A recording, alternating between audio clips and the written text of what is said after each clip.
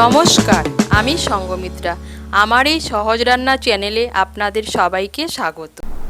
আজ আমি রান্না করছি রুটির জন্য ছোলার ডাল আর ধুন্দুল দিয়ে দারুণ স্বাদের নিরামিষ একটা তরকারি। আপনারা নিরামিষের দিনে খুব সহজেই বানিয়ে নিতে পারেন এই তরকারিটা। খেতে কিন্তু দারুণ হয়েছিল। আপনাদের যদি এই রেসিপিটি ভালো লাগে তাহলে লাইক এবং শেয়ার করবেন, আর রেসিপিটি কেমন হয়েছে কমেন্ট করে জানাবেন। আরও নতুন নতুন রেসিপি পাওয়ার জন্য চ্যানেলটিকে সাবস্ক্রাইব করে পাশে থাকবেন। ধন্যবাদ। রান্নাটা করার জন্য আমি এখানে নিয়েছি ছোলার ডাল আর নিয়েছি ধুন্দুল।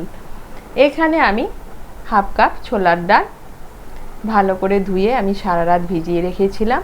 আমি রান্নাটা সকালে টিফিনের জন্য বানাচ্ছি, তাই আমি রাতে ডালটা ভিজিয়ে রেখেছিলাম।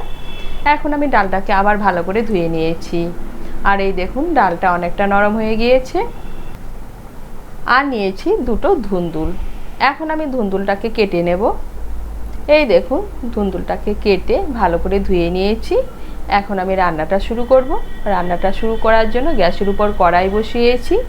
প্রথমেই আমি একটা ভাজা মশলা তৈরি করে নেব। তার জন্য কড়াইতে দিয়ে দিচ্ছি 1 চামচ গোটা জিরে, আর দিয়ে দিচ্ছি দুটো ছোট এলাচ। এগুলোকে প্রথমে শুকনো খোলায় ভেজে নেব। এই দেখুন গোটা জিরে আর ছোট এলাচ শুকনো খোলায় ভেজে নিয়েছি। এখন এগুলোকে নামিয়ে গুঁড়ো করে নেব। আবার গ্যাসের উপর কড়াই বসিয়েছি। কড়াইতে দিয়ে দিচ্ছি 1 চামচ সর্ষের তেল। আমি তেলের পরিমাণটা একটু কমিয়ে নিচ্ছি। এর মধ্যে দিয়ে দিচ্ছি ফোড়ন। ফোড়নের জন্য নিয়েছি একটা তেজপাতা, একটা শুকনো লঙ্কা আর হাফ চামচ গোটা জিরে। ফোড়নটা দিয়ে একটু নাড়াচাড়া করে নিয়ে এর মধ্যে দিয়ে দিচ্ছি 1 চামচ গ্রেট করা আদা। আদাটাকে মিশিয়ে একটু ভেজে নেব। আদাটাকে মিশিয়ে একটু ভেজে নিয়েছি। এখন এর মধ্যে দিয়ে দিচ্ছি ভিজিয়ে রাখা ছোলার ডাল। ছোলার ডালটাকে মিশিয়ে নিয়ে একটু ভেজে নেব। ছোলার ডালটাকে মিশিয়ে নিয়ে একটু ভেজে নিয়েছি। এখন এর মধ্যে দিয়ে দিচ্ছি কেটে রাখা ধুন্দুল। ধুন্দুলগুলোকে মিশিয়ে নিয়ে গ্যাসের আঁচটাকে বাড়িয়ে ছোলার ডালের সঙ্গে ধুন্দুলটাকেও আর একটু ভেজে নেব। এই দেখুন ছোলার ডাল আর ধুন্দুল ভালো করে ভেজে নিয়েছি। এখন এর মধ্যে দিয়ে দিচ্ছি স্বাদ মতো নুন, দিয়ে দিচ্ছি হাফ চামচ হলুদ গুঁড়ো, হাফ চামচ ধনে গুঁড়ো আর হাফ চামচ লঙ্কা গুঁড়ো। ভালো করে মিশিয়ে নেব। ভালো করে মিশিয়ে নিয়েছি। এখন গ্যাসের আঁচটাকে মিডিয়াম করে প্রথমেই আমি 4-5 মিনিটের জন্য ঢেকে দেব।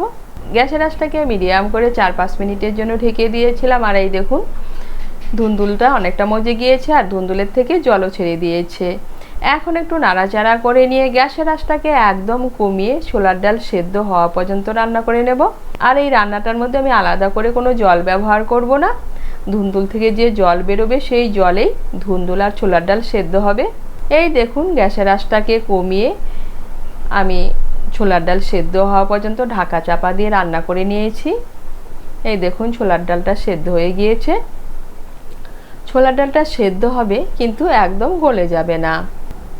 আমি যেহেতু ডালটা সারা রাত ভিজিয়ে রেখেছিলাম তাই ডালটাকে আলাদা করে সেদ্ধ করিনি।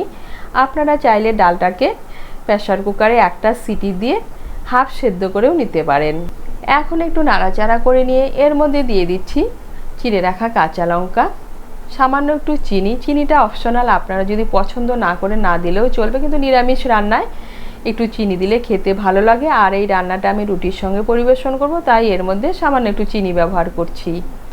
আর দিয়ে দিচ্ছি আমি যে ভাজা মশলাটা তৈরি করে নিয়েছিলাম সেই ভাজা মশলা। ভালো করে মিশিয়ে নেব। ভালো করে মিশিয়ে নিয়েছি। এখন ধুন্দুলের যে জলটা রয়েছে সেই জলটা শুকিয়ে যাওয়া পর্যন্ত আমি রান্না করে নেব। এই দেখুন ঝোলটা প্রায় শুকিয়ে যাওয়া পর্যন্ত রান্না করে নিয়েছি। আর ছোলার ডাল আর ধুন্দুল ভালোভাবে মিশে গিয়েছে। এখন এর মধ্যে দিয়ে দিচ্ছি 1 চামচ ঘি। ঘিটাকে ভালো করে মিশিয়ে নেব। ঘিটাকে ভালো করে মিশিয়ে নিয়েছি। আর তৈরি হয়ে গেল ছোলার ডাল দিয়ে ধুন্দুলের তরকারি। আমরা এই সবজিটাকে ধুন্দুল বলি, অনেকে আবার এই সবজিটাকে গ্যাড়া বলেন। আমি তরকারিটা আপনাদেরকে পরিবেশন করে দেখাচ্ছি।